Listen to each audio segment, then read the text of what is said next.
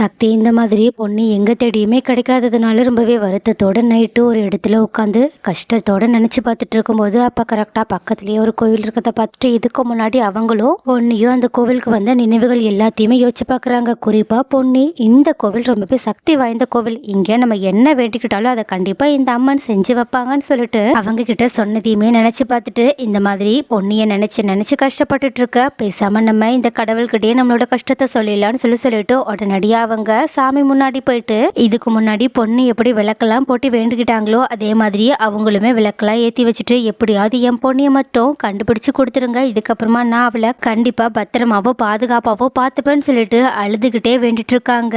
அப்போ கரெக்டா அந்த பக்கம் போன ரெண்டு பேரும் இந்த மாதிரி ஒரு போஸ்டரை கையில எடுத்துட்டு போயிட்டு அதை பத்தியே பேசிட்டு இருக்காங்க. எல்லாத்துக்கும் மேல இந்த பொண்ணை வேற காணும்னு சொல்றாங்க. எனக்கும் இந்த பொண்ணை எங்கேயோ பார்த்த மாதிரி இருக்கு, ஆனா எங்க இருந்தா சரியா ஞாபகம் வரல. இந்த பொண்ணை பத்தின விஷயத்த சொன்னோம்னா கண்டிப்பா நமக்கு சன்மானம்லாம் வேற தருவாங்கன்னு சொல்றாங்க. அதுக்காக இல்லைனாலும் இந்த பொண்ணு ரொம்பவே சின்ன வயசு பொண்ணு மாதிரி தெரியுது, அதனாலதான் இந்த பொண்ணை எப்படியாவது அவங்க கண்டுபிடிச்சுன்றதுக்காக தான் நான் இந்த பொண்ணை எங்க பார்த்தன்றதை யோசிச்சு பார்த்துட்டே இருக்கேன், ஆனா எனக்கு சரியா ஞாபகத்துக்கே வரலன்னு சொல்ல அப்ப பக்கத்துல இருந்தவங்களும் எனக்குமே இந்த பொண்ணை நம்ம ஊர்ல பார்த்த ஞாபகம் இருக்குப்பா, ஏன்னா ரெண்டு பேர் வந்து இந்த பொண்ணை எங்கேயாவது பாத்தீங்களா நம்ம கிட்ட கேட்டாங்க தெரியுமா, நான் கூட இப்பதான் ஒரு பொண்ணு முக்காடு போட்டுட்டு போனுச்சுன்னு சொன்னேன், எனக்கு என்னமோ அந்த பொண்ணு மாதிரி தெரியுதுன்னு சொல்றாங்க. அப்போதான் கரெக்டா சக்தி திரும்பி பார்த்து அவங்களோட கையில இருக்க போஸ்டரையே பாக்குறாங்க. அதை பார்த்துட்டு அவங்க ரொம்பவே ஷாக் ஆனது மட்டும் இல்லாம உடனடியாக அவங்க கிட்ட போயிட்டு இங்க நீங்க நிஜமாவே இந்த பொண்ணை பாத்தீங்களான்ட்டு கேக்குறாங்க. இதனால அங்க இருக்க ரெண்டு பேருமே கொஞ்சம் ஷாக் ஆக, நமக்கு இப்பதான் தெரியுது அந்த போஸ்டர்ல இருக்கிறது வேற யாரும் கிடையாது, பொன்னி காணவில்லைன்ற போஸ்டர் தான் அது, அதுல பொன்னி தான் இருக்காங்க. சோ அவங்க இவ்வளவு நேரம் பொன்னியை பத்தி தான் பேசிட்டு இருக்காங்க. ஆனா இந்த பக்கம் சக்தியும் பதட்டத்தோட அவங்க கிட்ட இங்க இவதான் என் பொண்டாட்டி, இவளை நீங்க எங்க வச்சு பாத்தீங்க கொஞ்சம் ஞாபகப்படுத்தி சொல்லுங்களேன்னு சொல்ல, ஆனா அந்த ரெண்டு பேரும் இல்ல தம்பி எங்களுக்கு உண்மையாவே இந்த பொண்ணை தான் பார்த்தோமான்னு சரியா தெரியல, ஏன்னா நாங்க முகத்தை சரியா பார்க்கல, அதனாலதான் கொஞ்சம் குழப்பமா இருக்கு, எங்க உங்ககிட்ட நாங்க தப்பான விஷயத்த சொல்லிடுவோமோன்றதுக்காக தான் இந்த விஷயத்தை இது வரைக்கும் இதுல இருக்க நம்பருக்கு கால் பண்ணி நாங்க சொல்லலன்னு சொல்ல, ஆனா சக்தியும் பரவாயில்லங்க பார்க்க இந்த பொண்ணு மாதிரி இருக்குன்னு சொல்றீங்க, நான் பேசாம அங்க போய் தேடி பாக்குறேன், ஒருவேளை அது என்னோட மனைவியா இருக்க கூட வாய்ப்பு இருக்குல்ல, அதனாலதான் நீங்க இவளை எங்க பார்த்தேன்னு மட்டும் சொல்லுங்க, நான் போய் அங்க கண்டுபிடிச்சுக்கிறேன்னு சொல்றாங்க. இதை கேட்டுட்டு அவங்களுமே இந்த மாதிரி இந்த ஊர்ல இந்த இடத்துல தான் பார்த்தேன்னு சொல்றாங்க. ஏன் இந்த டீ கடையில உட்காந்து பேசிட்டு இருக்கும் போது ரெண்டு பேரும் இந்த பொண்ணுக்கு பின்னாடியே வந்ததாகவும் அந்த பொண்ணு அவங்கள பார்த்து பயந்து ஓடினதாகவும் சொல்ல, உடனே இதை கேட்டுட்டு உடனடியா அந்த ஊருக்கு கிளம்பி போன சக்தியும் அந்த டீ கடைக்கு போயிட்டு பொண்ணிய பத்தி விசாரிக்க ஆரம்பிக்க, உடனடியா அந்த டீ கடைக்காரங்களுமே அட ஆமாப்பா இந்த பொண்ணு தான் இங்க ஏதோ என் கடையில வாங்கிட்டு இருந்துச்சு, ஆனா எதுக்குன்னு தெரியல, பக்கத்துல ரெண்டு பேர் பேப்பர் படிச்சுட்டு இருந்தாங்க, திடீர்னு படிச்சு முடிச்சுட்டு அந்த பொண்ணை ஃபாலோ பண்ண ஆரம்பிச்சிட்டாங்க. அந்த பொண்ணு கொஞ்சம் பயந்து அங்க இருந்து என்கிட்ட பொருள் கூட வாங்காம ஓடி போயிடுச்சுப்பா, ஆனா என்ன விஷயம்லாம் தெரியல, ஆனா அந்த பேப்பரை பார்த்து அவங்க ஏதோ பேசிட்டு இருந்தாங்கன்னு நினைச்சேன், பட் இங்க டீ கடை வேலைலாம் இருந்ததுனால என்னால அதை சரியா கவனிக்க முடியலப்பா, பட் எதுக்காக அவங்க பின்னாடி துரத்துனாங்கன்றது எனக்கு தெரியலப்பான்னு சொல்றாங்க. இதை கேட்டுட்டு ரொம்பவே ஷாக்கான சக்தியும் அப்பனா பொண்ணு இந்த ஊர்ல தான் இருந்திருக்கான்னு சொல்லிட்டு உடனடியா அம்மா அவங்க எங்க போனாங்க எந்த பக்கமா போனாங்கன்னு கேட்க, அவங்களுமே அந்த பாதையை சொல்றாங்க. எல்லாத்துக்கும் மேல நீங்க அவங்கள பார்த்து எவ்வளவு நாள் ஆகுதுன்னு கேட்க, இல்லப்பா நேத்தோ இல்ல முந்தா நேத்தோ தான் பார்த்த மாதிரி ஞாபகம்னு சொல்றாங்க. உடனடியா அப்பனா கண்டிப்பா பொண்ணு இந்த ஊரை விட்டு போயிருக்க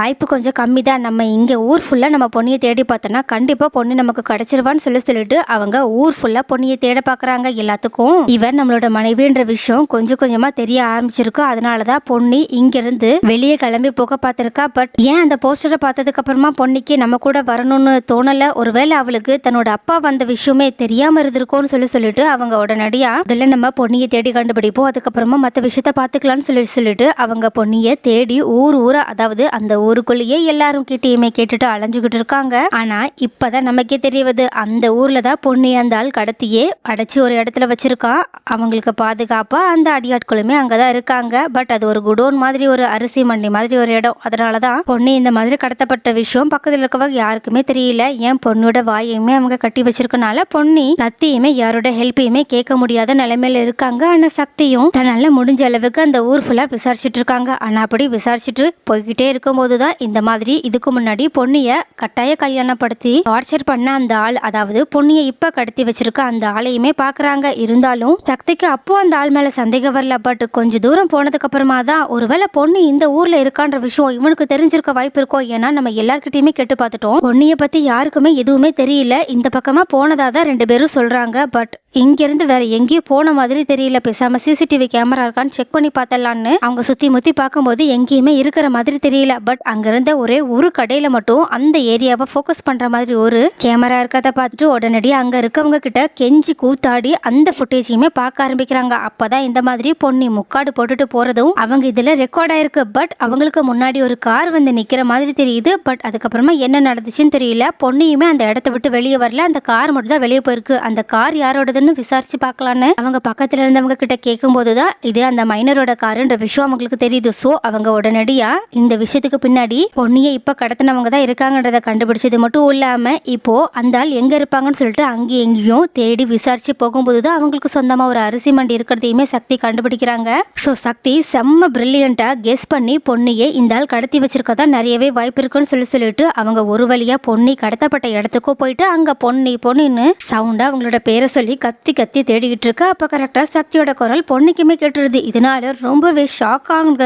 பொன்னிய பார்த்தா பக்கத்துல இருந்த அடியாட்களுமே அந்த குரலையுமே அவங்களுமே நோட் பண்ணிட்டு இந்த பொண்ணை தேடி எவனோ ஒருத்த வந்துட்டான் போலேன்னு சொல்லிட்டு உடனடியா அவங்க சக்திய தடுத்து நிறுத்ததுக்காக ஏதோ அவங்க எல்லாருமே அந்த அரிசி மண்டியில வேலை செய்யறவங்க மாதிரியும் அவங்க கிட்ட போயிட்டு பேச ஆரம்பிக்கிறாங்க. எல்லாத்துக்கும் மேல இங்க வெளியாட்கள் வரக்கூடாதுன்னு சொல்லிட்டு அவங்கள அங்க இருந்து அனுப்பி வைக்க பாக்குறாங்க. உடனே இவங்க எல்லார்கிட்டயுமே பேசின சக்தியும் சரி நம்ம இங்கிருந்து போகலாம், இங்க இல்ல போலயே அவனுக்கு சொந்தமான ஒரு குடோனும் இருக்கு, பேசாம நம்ம அங்க போய் பார்க்கலாம்னு சொல்லிட்டு அவங்க அங்க கிளம்பி போகலாம்னு சொல்லிட்டு போகும்போதுதான் பொன்னியோ ரொம்பவே சாதுரியமா அங்க இருந்த ஒரு பக்கத்துல இருந்த கிளாஸ் டம்ளரை தட்டி விட்டுட்டு இந்த மாதிரி தான் இங்க இருக்கோன்றத லைட்டா புரிய வைக்க உடனே இதனால சந்தேகப்பட்ட சக்தியும் பொன்னி நினைச்ச மாதிரியே உடனடியே அந்த இடத்துக்கு வந்து பார்க்க ஆரம்பிக்கிறாங்க. ஆனா அந்த அடியாட்களே இதுக்கு மேலே இவனை உள்ள விடக்கூடாதுன்னு சொல்லிட்டு சக்தியை தாக்க ஆரம்பிக்க சக்தியுமே தன்னோட வித்தைகள் எல்லாத்தையுமே அந்த அடியாட்கள் மேல காட்டி அவங்க எல்லாருமே துவம்சம் பண்ணி அவங்க உள்ள வந்து ஒரு வழியா பொன்னியையுமே பாத்துறாங்க. அதை பார்த்ததுக்கு அப்புறமா தான் சக்திக்கு இப்ப நிம்மதியா வருது. இருந்தாலும் பொன்னி சக்தியை பார்த்ததுல சந்தோஷம் ஒன்னும் படுற மாதிரி தெரியல. எங்கடா மாட்டிக்கிட்டோமேன்னு சொல்லிட்டு அவங்க வருத்தப்படுறாங்க. இருந்தாலும் இந்த இடத்த விட்டு இப்போதைக்கு நம்ம தப்பிச்சா போதும்னு